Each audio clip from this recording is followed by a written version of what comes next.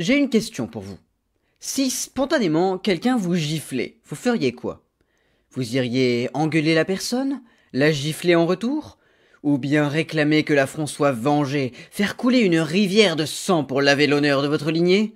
Le Cid est probablement la pièce de théâtre la plus connue de Corneille. C'est un véritable monument de la littérature, qui a connu un succès phénoménal dès son époque. C'est une tragicomédie en 5 actes et en vers. L'intrigue est inspirée d'une légende espagnole. Le Cid, c'est aussi l'histoire d'une gifle. Une simple torgnole qui aura des conséquences assez désastreuses.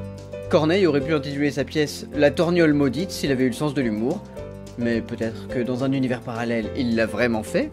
Avant d'aller plus loin, et pour que vous sachiez exactement quelles doivent être les conséquences de cette redoutable baffe, je vais vous résumer la pièce.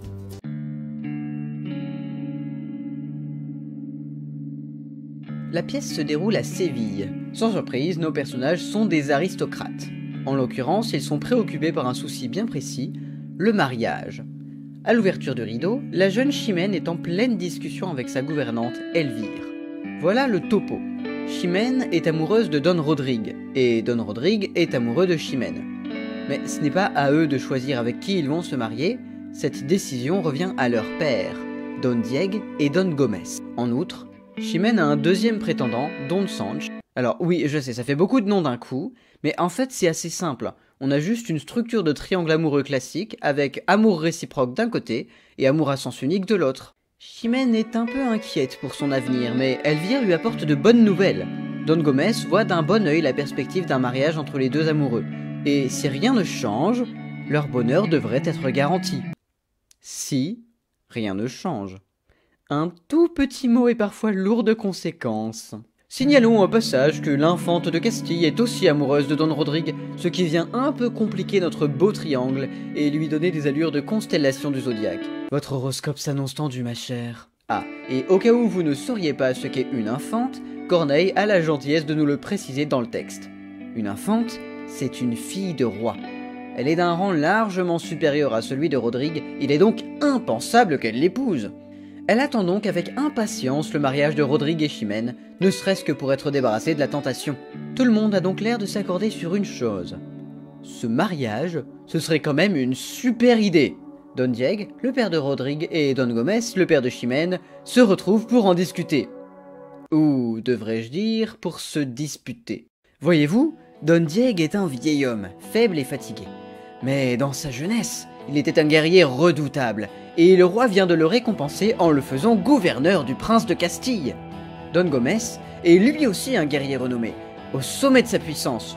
Il est extrêmement jaloux de la faveur qu'a obtenue son rival, et lui manifeste son irritation en lui donnant une bonne gifle. Don Diego voudrait venger l'affront par le sang, mais il est trop vieux pour se battre lui-même. C'est là qu'intervient le fameux « Ô rage, ô désespoir, ô vieillesse ennemie !»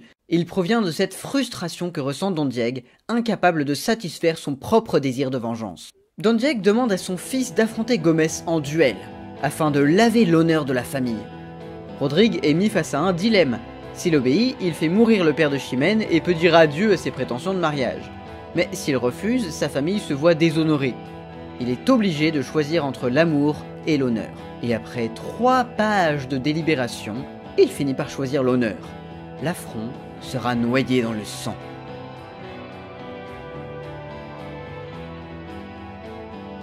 L'heure du combat est proche. Comme Rodrigue est très jeune, Gomez part du principe qu'il sera facile à tuer. Il essaye de le décourager, mais Rodrigue est déterminé à se battre.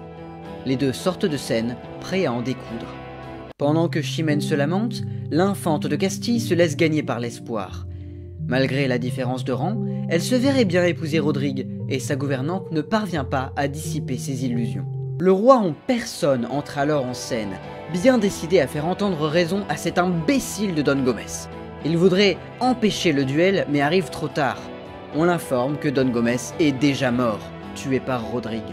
Chimène, encore hantée par la vision du cadavre de son père, demande à ce qu'il soit vengé. Don Diego plaide pour la survie de son fils. Si un châtiment doit tomber, qu'il tombe sur lui-même. Après tout, ce combat, c'était son idée. Le roi promet qu'il prendra une décision plus tard, quand il aura délibéré avec le conseil.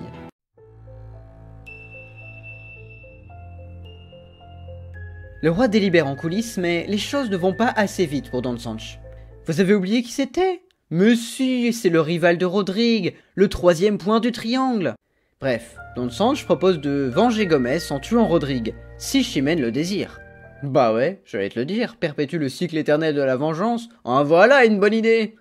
Chimène consent à la demande de Don Sanche, mais uniquement en dernier recours. Laissée seule avec Elvire, elle avoue être tiraillée entre sa piété filiale et son amour pour Rodrigue. Le duel se rejoue dans son esprit et elle ne sait pas comment se défendre. Rodrigue interrompt ses réflexions pour lui présenter, sans le moindre tact, l'épée encore couverte du sang de Don Gomez. « Mec, t'abuses! Il est mort il y a même pas 1 heure, qu'est-ce que tu fous? En plus tu vas mettre du sang partout, c'est pas hygiénique !» Rodrigue estime qu'il a accompli son devoir envers son père, mais qu'il lui reste à accomplir son devoir envers Chimène, à savoir... mourir! Ah! Mais Chimène, qui criait vengeance un acte plus tôt, refuse de prendre l'épée pour mettre fin à sa vie. Et pendant ce temps, Don Diego cherche partout son fils, voulant le féliciter pour son exploit fabuleux. Quand il le trouve enfin, il veut lui communiquer sa gratitude, mais Rodrigue n'a qu'une envie. Mourir! Que quelqu'un lui dise que Don Gomez était un gigabolos, peut-être qu'après il se sentira mieux. Mais le pire dans tout ça, c'est que Don Diego n'est même pas opposé à l'idée. Il dit carrément à son fils « Bah, si tu veux mourir, ok, mais pas tout de suite. C'est la guerre, notre roi a besoin de ta force, alors va mourir au front, hein? Tu feras la fierté de ton papa. » Vraiment, c'est vieux, il n'y en a pas un pour racheter l'autre.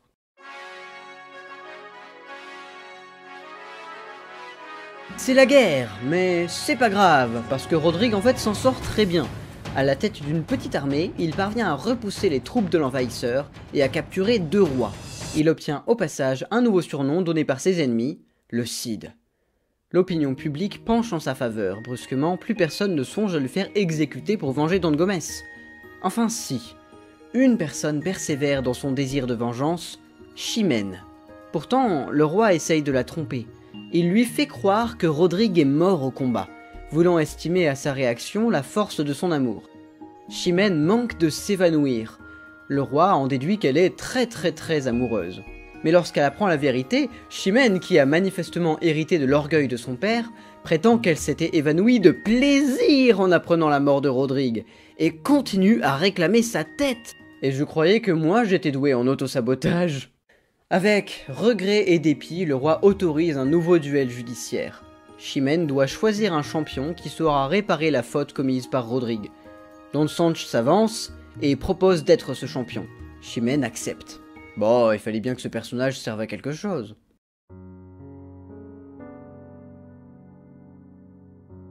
Rodrigue va voir Chimène juste avant son combat, en réitérant ce qu'il a déjà dit plus tôt. Si elle désire sa mort, il consent à la lui donner, en se laissant tuer par Don Sanche.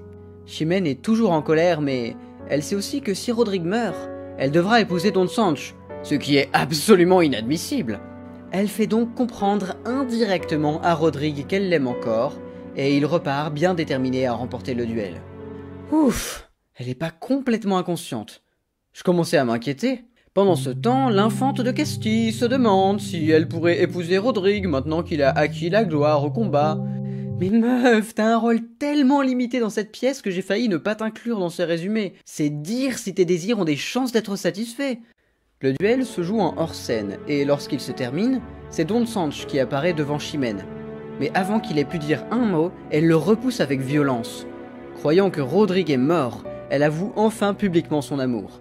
Sauf que Rodrigue n'est pas mort. En fait, il va bien, il a simplement vaincu Don Sanche sans le tuer. Pauvre fille, ça fait 2 fois qu'on lui fait le coup. Elle va plus jamais faire confiance à qui que ce soit après. Bref, Rodrigue apparaît, explique ce qui s'est passé, le roi autorise leur mariage, et tout est bien qui finit bien. Bon, l'histoire ne se termine pas trop mal, mais quand même. Tout ça pour une petite gifle? Est-ce que ça en valait vraiment la peine? Est-ce que le Don Diego il ne pouvait pas dominer sa frustration le temps d'un mariage? Le Cid, c'est une pièce qui peut nous surprendre aujourd'hui, parce qu'elle s'intègre dans une échelle de valeurs qui nous est devenue complètement étrangère. Pour le philosophe Christophe Bardin, le Cid est une pièce de la générosité.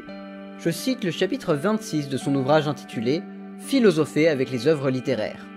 Bien que son sens de l'honneur réclame vengeance pour la mort de son père, Chimène ne peut s'empêcher d'aimer passionnément son chevalier, et même de le justifier, puisqu'il n'a fait lui-même que se soumettre à la plus haute exigence éthique de cette société.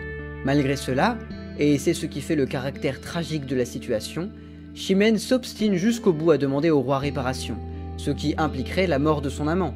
Un lecteur contemporain jugerait sans doute cette obstination délirante, mais elle est au contraire, pour un spectateur du XVIIe siècle, le signe d'une âme vraiment généreuse, et qui ne cède rien sur le plan de l'honneur.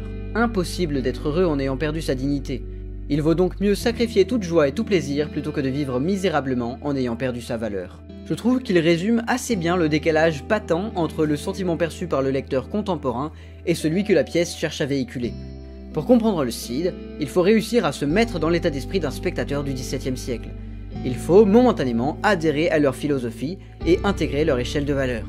Sans quoi, le comportement de Chimène et Rodrigue paraît complètement absurde, et on se rend aveugle à la puissance émotionnelle du texte.